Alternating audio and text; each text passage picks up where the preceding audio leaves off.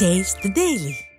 கடலூர் மாவட்டம் வீராணம் ஏரி அதன் முழு கொள்ளளவை எட்டியதால் விவசாயிகள் மகிழ்ச்சியடைந்தனர்.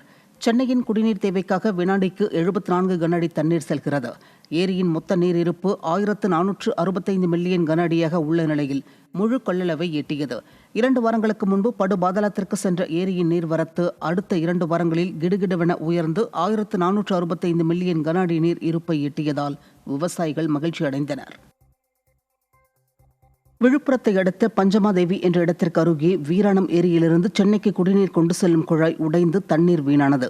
இதனால் 50 அடி உயரத்திற்கு தண்ணீர் பீச்சி அடித்து விவசாய நிலங்கள் நீரில் மூழ்கியதோடு சென்னைக்கான குடிநீர் விநியோகமும் பாதிக்கப்பட்டது.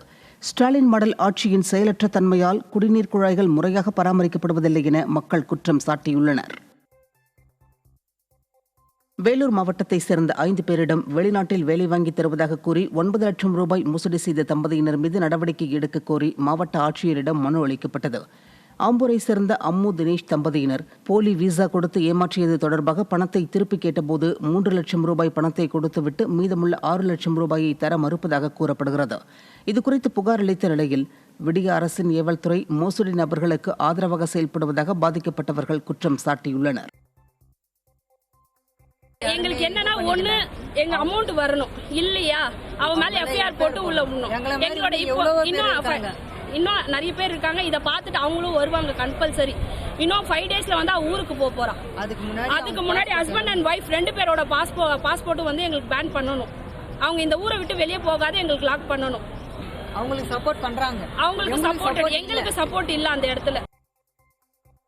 தனியார் நிதி நிறுவன மோசடியால் பாதிக்கப்பட்ட திரளானோர் ஆவணங்களை சமர்ப்பிக்க காவல் கண்காணிப்பாளர் அலுவலகத்தில் குவிந்ததால் பரபரப்பு ஏற்பட்டது. மத்திய பிரதேசத்தை தலைமையிடமாக கொண்ட தனியார் நிறுவனம் பல அலுவலகங்களை திறந்து பொதுமக்களிடம் கோடிக்கணக்கான ரூபாயை மோசடி செய்ததாக தெரிய வருகிறது. இது தொடர்பான வழக்கு சிபிஐக்கு மாற்றப்பட்டு விசாரணை நடைபெற்று வருகிறது. இந்த நிலையில் முதலீடு செய்ததற்கான அசல் ஆவணங்களை சமர்ப்பிக்க பாதிக்கப்பட்டவர்கள் எஸ்பி அலுவலகத்தில் குவிந்தனர். ஸ்டாலின் ஆட்சியில் முறையான விழிப்புணர்வு ஏற்படுத்தப்படாததால் மோசடிகள் அதிகரித்துள்ளதாக மக்கள் விமர்சித்திருக்கின்றனர். எங்களுக்கு வந்து வசூல் பண்ண இது ஏஜென்ட் மூலியமா கனெக்ஷன் ஆகி வசூல் பண்ணாங்க, கட்டுனாங்க. கடைசி நிமிஷம் இப்படி ஏமாத்திட்டு போயிட்டாங்க. கிட்டத்தட்ட 12 வருஷ காலமா நாங்க போராடிக்கிட்டே இருக்கோம். இன்னைக்கு நாளைக்குன்னு இழுத்து அடிக்கிறாங்க. கேஸுக்கு இன்னைக்கு எஸ்பி ஆபீஸ்ல இந்த மாதிரி கொடுக்க ஒரிஜினல் கூட வாங்குறாங்க. இது கிடைக்குமா கிடைக்காதான்றது எங்களுக்கு கண்டிப்பா கேட்டு கொடுக்கணும். பணம் எல்லாத்துக்கும் சேரணும்.